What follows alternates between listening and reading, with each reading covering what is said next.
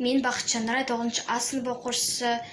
Қазақ әдебиеті пәні бойынша оқуға құштар мектеп жобасы аясында өзін оқу өзгеге ұсын айдары негізінде жазғы демалыста оқуға ұсынылған кітаптарды оқыдым. Соның ішінде Гарри Поттер аудармаларына тоқталғым келеді.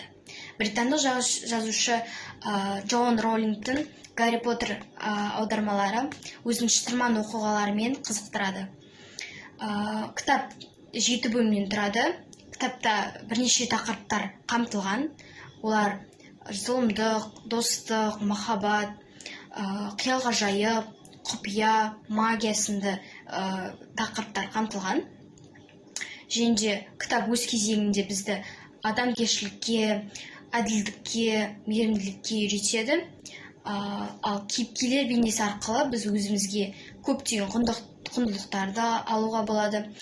Мысалға келтіретін болсам, мен шынайы достықты, адалдықты 3 басты кейіпкер Рон, Гермиона, Гарриден көре алдым. Олар қаншама қиындықтарға қарамастан жеңе алды. Және де қорытындылай келе, достық көпті жау алмайды дегім келеді. Өз қатарластарымды Гарри Поттер аудармаларын оқуға кеңес берем.